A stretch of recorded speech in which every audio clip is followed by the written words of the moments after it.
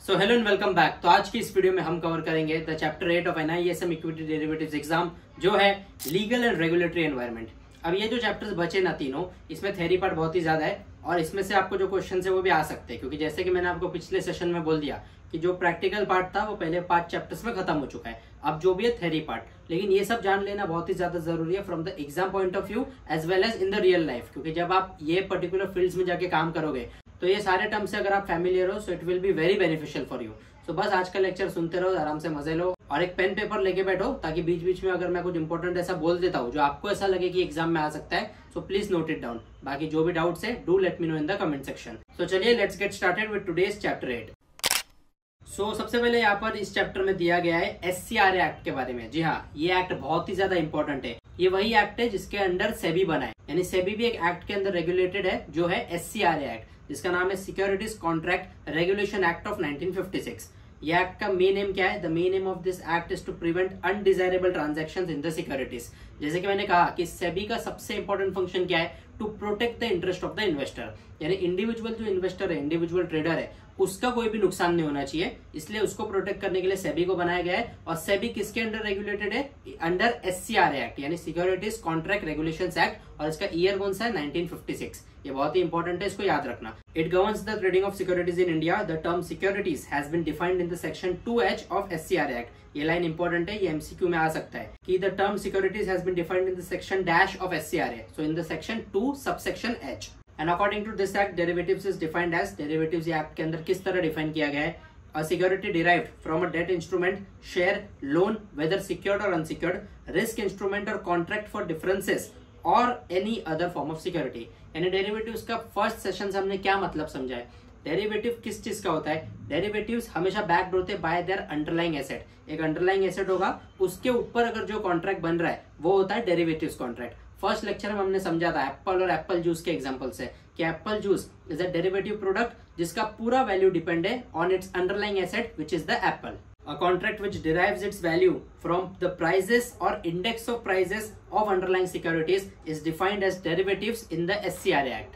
Commodity derivatives and such other instruments as may be declared by the central government to be derivatives, यानी commodity derivatives भी जो SCRA Act approve करता है, government approve करती है, वो भी derivatives के अंदर आती है। And section 18A provides that notwithstanding anything contained in any other law for the time being in force, contracts in derivative shall be legal and valid. यानी कि सेक्शन 18 ने क्या बोलता है कि हर एक वो डेरिवेटिव कॉन्ट्रैक्ट जो ये दी गई 3 जो क्राइटेरिया, जो 3 पॉइंट्स है, उसको फुलफिल करता है, so it is a legal derivative contract. अब वो 3 कंडीशंस क्या है? पहला, traded on recognised stock exchange, जो भी डेरिवेटिव कॉन्ट्रैक्ट है वो एक रिकॉग्नाइज्ड स्टॉक एक्सचेंज के ऊपर ट्रेड होना चाहिए। Second is settled on the clearing house of the recognised stock exchange in accordance with the rules and bylaws of such stock exchanges. यानी इसका मतलब ये है कि डेरिवेटिव कॉन्ट्रैक्ट्स जो भी रिकॉग्नाइज्ड स्टॉक एक्सचेंज पे पब्लिश्ड है, वहां पे उसमें जो भी ट्रेड होगा वो क्लियरिंग हाउस को सेटल करना पड़ेगा, क्योंकि यहाँ पे थर्ड पार्टी होना बहुत ही ज्यादा जरूरी है। Each and every transaction on recognised stock exchange whether it is in derivative segment और कैश सेगमेंट, जो भी ट्रांजेक्शन बाय सेल का होगा उसको क्लियरिंग हाउस को सेटल करके देना होगा, ये उसका ऑब्लिगेशन है। और अब क्लियरिंग हाउस क्या होता है वो हमने इसके पिछले वाले सेशन में इन डिटेल जान लिया था कि it has the responsibility of clearing each and every transactions that happened into the entire stock market. और तीसरा रीजन क्या है? It should be standardised. अब वो यहाँ पे लिखा नहीं है, लेकिन वो समझ लो आपकी स्टैंडर्डाइज्ड होना चाहिए ना, कि उसमें एक प्रॉपर लॉट साइजेस होने चाहिए, एक प्रॉपर ट्रेडिंग क्राइटेरिया होना चाहिए। ऐसा नहीं कि कोई भी आगे कुछ भी ट्रेड कर रहा है, कुछ भी हो रहा है, एक प्रॉपर लॉट साइज में खरीदा, एक प्रॉपर स्ट्राइक प्राइस पे खरीदा, so it should be standardised. अब ट्रेडिंग के अंदर रेगुलेशंस क्या है? So following are the regulations. 5 main regulations है ट्रेडिंग के अंदर, यानी कि रूल्स है जिसको फॉलो करना बहुत ही ज्यादा जरूरी है। अगर इसको कोई भी बंदा फॉलो नहीं करता है so is doing trading illegally, और उसको अगर सेबी ने आइडेंटिफाई कर लिया तो बहुत ही बड़ी पेनल्टीज, बहुत ही बड़ी फाइन्स दी जाती है। तो अब आपको मैं होमवर्क देता हूँ कि कमेंट सेक्शन में मुझे ये बताओ कि रिसेंटली सेबी ने इलीगल ट्रेडिंग एक्टिविटी के लिए किसको फाइन मारा है और कितना फाइन मारा है। ये आपका आज का होमवर्क है और होमवर्क जरूर कर लेना, मेरे लिए नहीं, मेरे को आप नहीं भी बताओगे तो इसमें मेरा कोई लॉस नहीं है, लेकिन अगर आप ये सब चीजें जान लेते हो जो करंट न्यूज मार्केट के अंदर चल रहा है उसके अगर वाकिफ हो जाते हो तो definitely over the long run आपको ये सब बहुत ही ज्यादा हेल्प करने वाला है। क्योंकि एक एक केस स्टडी को आप जब इन डिटेल खुद से पढ़ोगे ना, मन लगा के, तो डेफिनेटली जो चीजें वो बहुत अलग लेवल पे समझने आ जाएगी। सो कमेंट सेक्शन में मुझे बता देना कि किसको अभी सेबी ने रिसेंटली फाइन मारा है और कितना फाइन मारा है। सो अब रेगुलेशंस इन ट्रेडिंग क्या है? द डेरिवेटिव्स एक्सचेंज और segment should have a separate governing council and representation of trading or clearing members shall be limited to maximum of 40% of the total members of the governing council।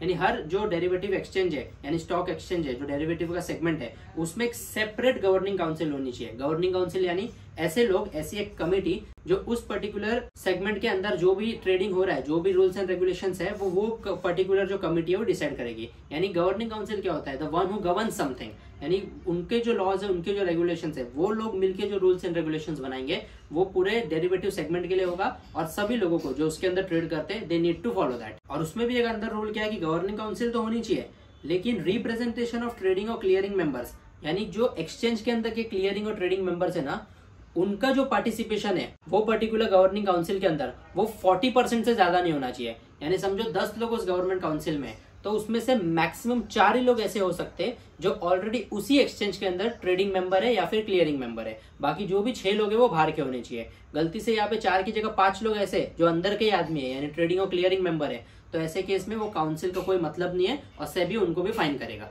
दूसरा है the exchange should have a minimum of 50 members, यानी कोई भी exchange अगर आपको create करना है तो उसमें मिनिमम 50 मेंबर होने चाहिए। The minimum contract value shall not be less than 5 lakh, जो उनकी कॉन्ट्रैक्ट वैल्यू है वो 5 लाख से कम नहीं होनी चाहिए, यानी मिनिमम 50 मेंबर होने चाहिए और 5 लाख का कॉन्ट्रैक्ट वैल्यू होना चाहिए। The minimum net worth for clearing members of the derivative segment shall not be less than 300 lakh. पिछले सेशन में जाना था कि क्या एलिजिबिलिटी को क्लियर करके कोई भी बंदा ट्रेडिंग मेंबर बन सकता है। उसमें पहला चीज यही था कि उसका जो नेटवर्थ है, जो मिनिमम नेटवर्थ, वो 3 करोड़ रुपए होना चाहिए। और लास्ट रेगुलेशन क्या है? The minimum contract value shall not be less than 5 lakh, यानी ये तो वही हो गया ना, वो जो ऊपर पॉइंट लिखा था उसको इन्होंने एक और बार प्रिंट हो गया, तो ये प्रिंटिंग मिस्टेक है। तो ये पहले 4 पॉइंट को अच्छे से पढ़ लेना, ये डेफिनेटली आपको आ सकता है इन द एमसीक्यूज। अब रिस्पॉन्सिबिलिटीज ऑफ क्लियरिंग कॉर्पोरेशन, जो क्लियरिंग कॉर्पोरेशन होता है वो guarantees the clearing and settlement of all transactions. तो उसकी रिस्पॉन्सिबिलिटीज क्या है? So this are the responsibilities: collection of margin on timely basis, जो भी ब्रोकर के साथ मार्जिन का जो भी किस्सा है वो M2M बेसिस पे होने दो, या फिर फाइनल सेटलमेंट के जो भी मार्जिन है, एक्सपोजर मार्जिन, वेयर मार्जिन, ये जितने भी मार्जिन है उनका टाइमली कलेक्शन हो रहा है कि नहीं, वो क्लियरिंग कॉर्पोरेशन की रिस्पॉन्सिबिलिटी है। दूसरा, smooth operation of the market, market एकदम स्मूथली फंक्शन कर रहा है। डेली क्लियरिंग एंड सेटलमेंट होना चाहिए, यानी कि M2M सेटलमेंट है वो डेली बेसिस पे होना ही चाहिए।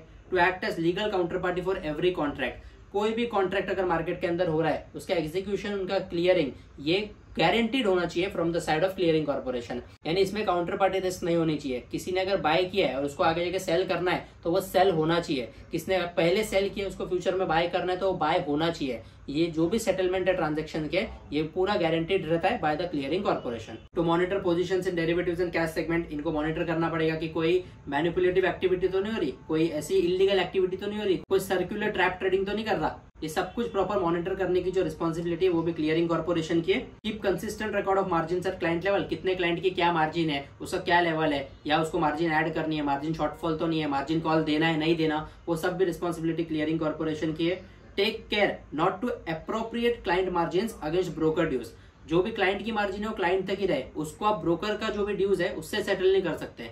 क्योंकि आपका जो भी रजिस्टर्ड ब्रोकर है, जैसे फॉर एन एग्जांपल जीरोधा आपका रजिस्टर्ड ब्रोकर है, तो उसको भी पर्टिकुलर स्टॉक एक्सचेंज जैसे NSE BSE पे अगर वो लिस्टेड है ना, तो वहां पे जाके उसको उनके साथ अलग सेटलमेंट करनी होती है। Broker does not own any company, broker is an intermediary, यानी आपको जो भी शेयर जो भी स्टॉक खरीदना है वो ब्रोकर के थ्रू खरीदते हो, लेकिन खरीदते हो आप ओपन मार्केट में से। सो ब्रोकर भी एक इंटरमीडियरी है और ब्रोकर को भी अपनी मार्जिन मेंटेन करनी पड़ती है towards the exchange.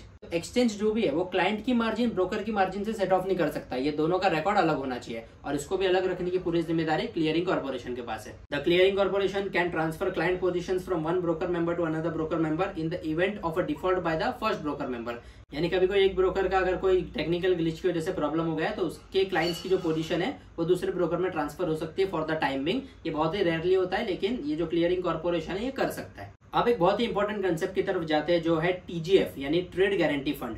Trade guaranteed fund ये बहुत ही ज्यादा इंपॉर्टेंट है क्योंकि सेबी ये फंड को मेंटेन करता है in case of any mishap in the entire market, यानी मार्केट में कुछ भी हो जाए, कोई ट्रेडर का अगर इलीगली कोई भी लॉस हो जाए उसको, तो वो ट्रेड गारंटी फंड से उसको सेट ऑफ किया जाता है। यानी कि एक ऐसा फंड बाजू में रखती है सेबी सेफ करके, जो कलेक्ट किया जाता है by charging various kinds of penalties to illegal and fraudulent activities, यानी कोई भी ऐसा बंदा जो कोई इलीगल एक्टिविटी कर रहा है तो उससे सेबी जो भी पैसा कलेक्ट करेगा ना वो पैसा डालता है ट्रेड गारंटी फंड में। अब वो क्यों किया जाता है? So trade guarantee fund is very important to guarantee settlement of bona fide transactions of the members of the exchange, यानी एक्सचेंज के ऊपर जो भी ट्रांजैक्शंस हो रहे हैं उनको गारंटीड सेटलमेंट देने के लिए ट्रेड गारंटी फंड बनाया गया है। दूसरा इंपॉर्टेंट रीजन है to inculcate confidence in the minds of market participants, आपके मेरे जैसे जो छोटे मोटे ट्रेडर, छोटे मोटे इन्वेस्टर है, वो मार्केट में जब भी इन्वेस्ट करेंगे, जब भी ट्रेड करेंगे, तो उनके मन में एक सेंस ऑफ सिक्योरिटी रहेगी कि अगर कोई भी इलीगल एक्टिविटी के चलते मेरा पैसा अगर डूब जाता है, अनलेस एंड अनटिल आपकी खुद की गलती से डूबा है तो कुछ नहीं,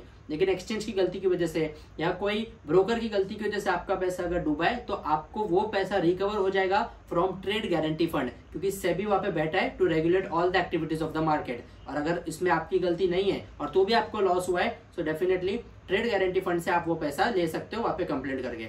और तीसरा है to protect the interest of the investors in securities. वही सेकंड पॉइंट में कवर हो गया ना ये पॉइंट की मार्केट के जो भी इन्वेस्टर्स है, ट्रेडर्स है, उनका इंटरेस्ट प्रोटेक्ट होना चाहिए, क्योंकि सेबी का अल्टीमेट गोल यही है, to protect the interest of individual traders and individual investors. And this were the reasons due to which trade guarantee fund का जन्म किया गया है। और आजकल तो ट्रेड गारंटी फंड में रोज बहुत ही बड़ा पैसा आता है कि इतने बड़े मार्केट में कोई ना कोई कहा का कुछ ना कुछ गलती कर ही देता है और कुछ ना कुछ मैनिपुलेटिव इलीगल एक्टिविटी करता ही है, जिसको अभी सेबी कॉशियसली आइडेंटिफाई करता है। और थोड़ी भी उसको फ्रॉडुलेंट एक्टिविटी दिखी तो फिर बड़ा सा फाइन मार देता है और ट्रेड गारंटी फंड में वो पैसा ले लेता है, क्योंकि ये पैसा तो जनता की भलाई के लिए लिया जा रहा है। All active members of the exchange are required to make initial contribution towards trade guarantee fund of the exchange। यानी एक्सचेंज के जितने भी रजिस्टर्ड मेंबर है, trading cum clearing member, professional clearing member, then clearing corporations, custodians, ये सबको एक initial अपना जो पैसा है वो डिपॉजिट रखना पड़ता है towards this trade guaranteed fund. अब आता है eligibility criteria for membership on derivative segment. यानी डेरिवेटिव सेगमेंट में अगर रजिस्टर होना है किसी भी क्लियरिंग कॉर्पोरेशन को या फिर किसी भी ट्रेडिंग कम क्लियरिंग मेंबर को, प्रोफेशनल क्लियरिंग मेंबर को,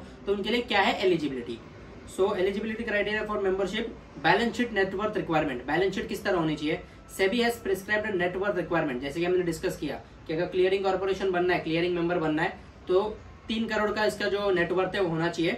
the clearing members are required to furnish auditor certificate for every 6 months. यानी हर 6 महीने में उनकी जो नेटवर्थ है वो अभी भी 3 करोड़ है या फिर नहीं, उसका एक सर्टिफिकेट ऑडिटर से लेना पड़ता है और फिर वो सर्टिफिकेट को सेबी में देना पड़ता है। इसका मतलब कि ऑडिटर ने कंपनी की पूरी एनालिसिस करने के बाद बैलेंस शीट का और जो पीएनएल स्टेटमेंट्स है, जो फाइनेंशियल स्टेटमेंट्स है, उसका वेरिफिकेशन करने के बाद प्रॉपर एक सर्टिफिकेट बनाया और ऑडिटर ने उसको वेरीफाइड भी किया है कि ये कंपनी की जो नेटवर्थ है, ये जो क्लियरिंग कॉर्पोरेशन, उसकी नेटवर्थ 3 करोड़ या फिर उससे ज्यादा है। यानी कि अभी भी जो क्राइटेरिया है वो बना हुआ है। अगर ये क्राइटेरिया कभी भी क्लियरिंग मेंबर नहीं फॉलो करता है तो उसको बैन किया जाएगा from being a clearing member. Net worth requirement is ₹1 crore. Self clearing member के लिए 1 करोड़ का नेटवर्थ है। SEBI has not specified any net worth requirement for a trading member. और जो ट्रेडिंग मेंबर है उसके लिए कोई नेटवर्थ का रिक्वायरमेंट ऐसा दिया नहीं गया है। जिसका नेटवर्थ छोटा मोटा भी है वो भी उसमें जाके ट्रेड कर सकता है मार्केट के अंदर। अब लिक्विड नेटवर्थ कितना होना चाहिए? लिक्विड नेटवर्थ यानी कि ऐसा जो ऐसे एसेट्स जो एकदम इंस्टेंटली कैश में कन्वर्ट हो सकते हैं। So every clearing member, both clearing members and self-clearing members, has to maintain at least 50 lakhs as liquid net worth with the exchange या clearing corporation। यानी कि जो भी क्लियरिंग मेंबर है या फिर सेल्फ क्लियरिंग मेंबर है उसको 50 लाख का जो वैल्यू का एसेट्स है, जो लिक्विड नेटवर्थ है, वो अपने एक्सचेंज के साथ रखना पड़ेगा कि इन केस ये कोई भी ऊपर नीचे करता है तो वो लिक्विड जो एसेट्स रखे उसको बेच के से भी फटक से उसको कैश में कन्वर्ट कर सके।